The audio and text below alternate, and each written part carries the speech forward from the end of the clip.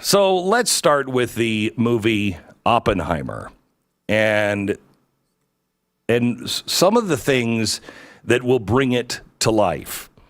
If you happen to be at the museum when we took it on the road here recently, and by the way, I'm having meetings hopefully next month with some companies that will help us take it on the road all next year so it can be seen all over the country. It is truly remarkable. And I want to just show you, this was just one small section of the World War II section, and it revolves around everything that Oppenheimer did. When we dropped the bomb, we had no idea what it was going to do. We have now in the collection, and this was just purchased, so we don't have the physical object with me, and I can't give you the full, I can't read you the whole thing because I don't have it yet. But it was a letter to his mom and dad. He was the co-pilot of Enola Gay.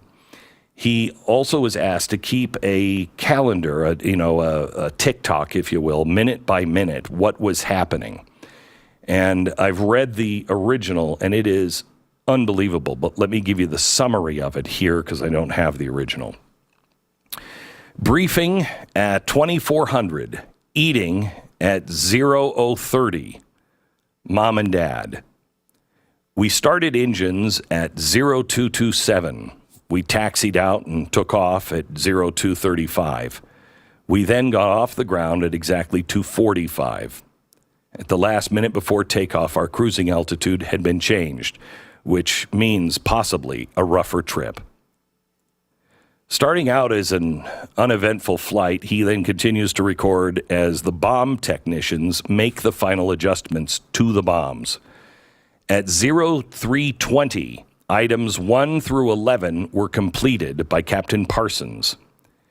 In an echo of his hope to fly the mission and his resentment of being relegated to co-pilot, he says Colonel Tibbets has been hard at work with the usual tasks that belong to the pilot of a B-29. As the hours count down, he begins to write, and now everything is in the dark. There are no lights inside the B-29. They don't want any indication that this plane is up. He begins to write everything in the dark, and you can see sometimes his handwriting is very slanted and goes into other lines. By 0552, it's beginning to be real light outside. Then, climbing to 9,000 feet, we'll stay here until we're about an hour away from the Empire. Then the bomber makes a rendezvous with 2 other B-29s equipped with observation and photographic gear. Together, the 3 aircraft climb to an altitude of 30,000 feet. Everyone will be relieved when we have left our bomb and get halfway home. Better yet, all the way home. At 0730, he writes, "We are loaded. The bomb is now alive. It's a disturbing and funny feeling knowing it's right in back of you." Now, at this point, Hiroshima has been identified as the primary target. 2 secondary targets had also been selected in the event of unfavorable weather conditions. The 2 scout planes radio back information on the conditions, cloud conditions, et cetera, over the targets. We just received a report that our primary is the best target. So we will make a run on Hiroshima. Right now, we're 25 miles from the Empire. Finally, the crews were in place, and it was time to execute the mission. Quote, "There'll be a short intermission while we bomb our target." This was followed by a brief blow-by-blow description of the bomb run, culminating in the detonation at 8:16:02 a.m. For the next minute, no one knew what to expect. The bombardier and the right seat jockey, or pilot Tibbs, both forgot to put on their dark glasses and therefore witnessed the flash, which was terrific. 15 seconds after the flash, There were two very distinct slaps on the ship. Then there was all the physical effects that we felt. We then turned the ship so we could observe the results. And there, in front of our eyes, was it, without a doubt, the greatest explosion man has ever witnessed. He then, on the paper, draws what he saw. Struggling for words at this minute, he finally continues. I am certain the entire crew felt this experience was more than any human had ever thought possible. It just seems impossible to comprehend. Just how many did we kill?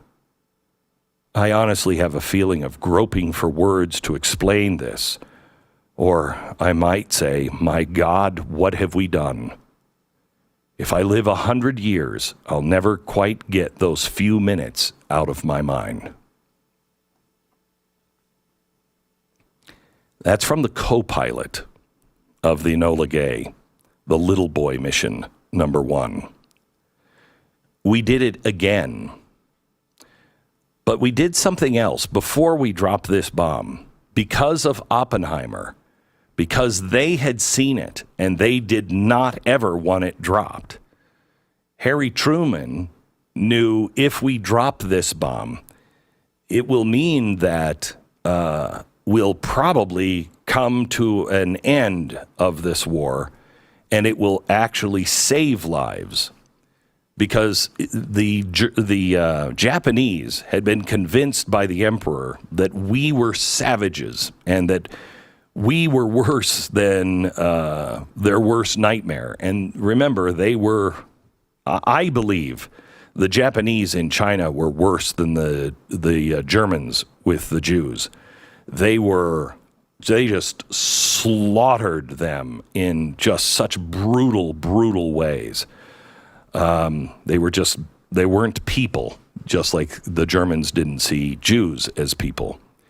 But because Oppenheimer saw what could be done and all of the scientists involved knew the destructive power, they made Truman a deal.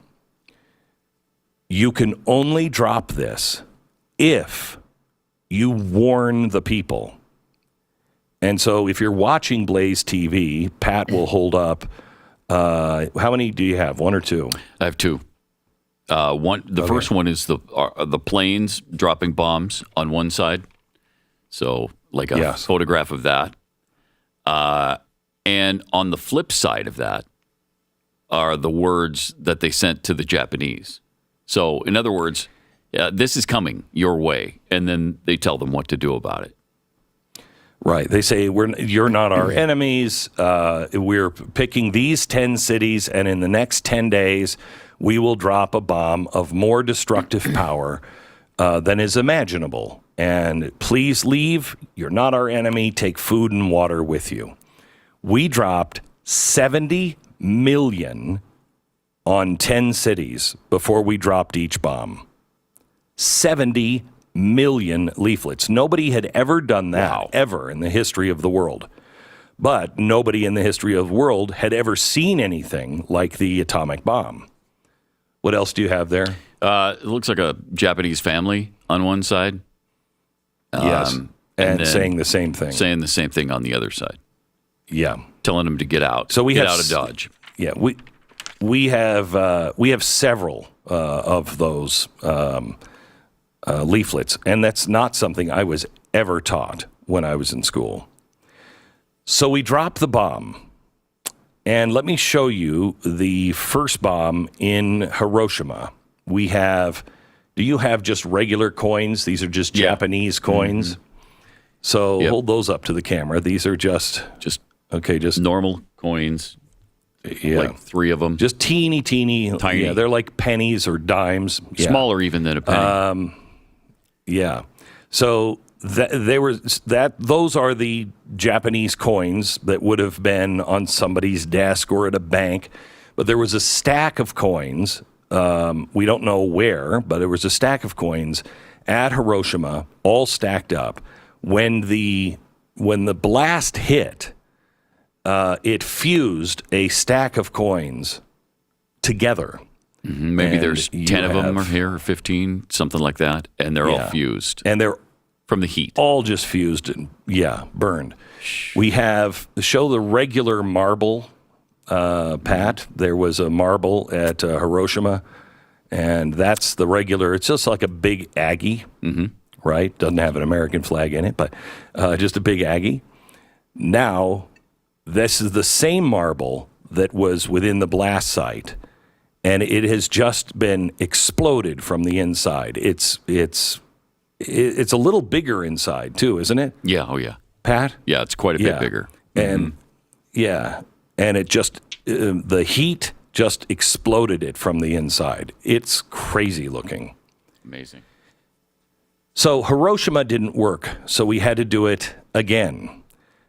Little boy was mission number 1. Fat man was number 2. And we dropped leaflets. You've never seen the size of Jeffy. He's enormous. He will kill everybody in the area.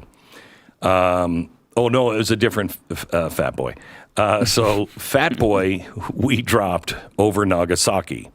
What most people don't know is the history of Nagasaki. So I think one of the more incredible things we have in our collection, we have the Bombs Away faceplate from the Enola Gay, given to a gentleman from Captain Tibbets years ago. And he described watching the light right above the Bombs Away. But we also have something from Nagasaki. Nagasaki was the second city to be hit. Most people don't know Christianity was banned in Japan up until about 1900. Nagasaki was the hideout for Christians. It had become the underground Christian area of Japan.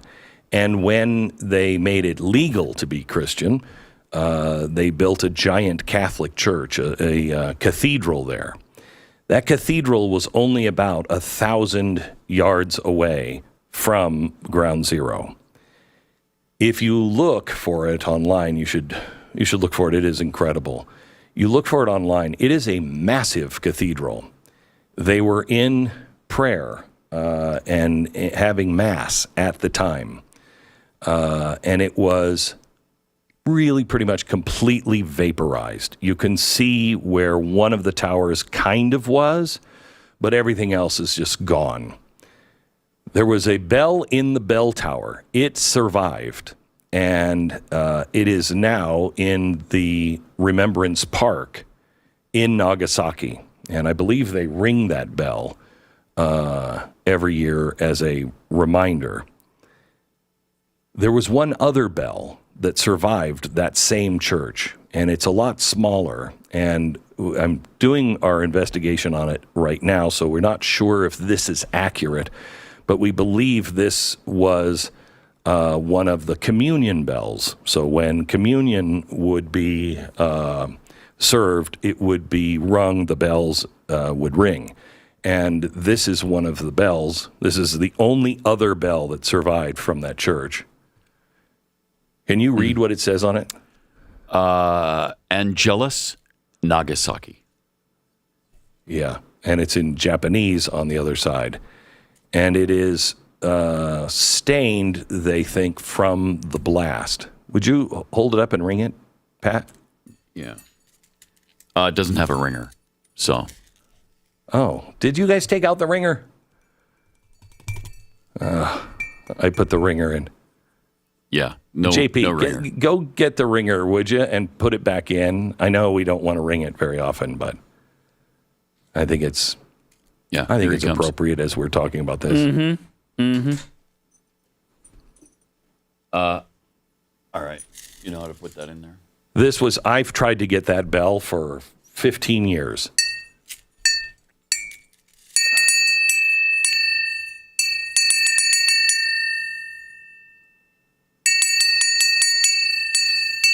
Still rings, even after having been through an atomic blast. Pretty amazing. Yeah. And by the way, the reason why I'm not holding these up or showing them or even in the room is we haven't had any radiation check on it yet. So.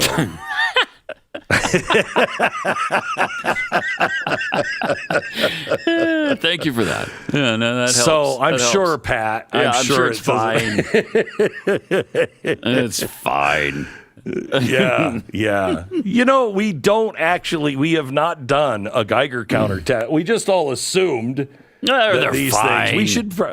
You're fine. Of course. What was it they always Who's got a said? Geiger counter? You'd have to vacate the area for 10,000 years before things are not radiated anymore. It's been what, 70? Right. That's pretty close. It's pretty close. And we washed it. You're wearing I've got clothes rubber on. gloves. Yeah. So stand up and look at your chair. Is there an X-ray burned into your chair? Big outline of my butt cheeks on the chair. Yes. Yeah. Isn't that great?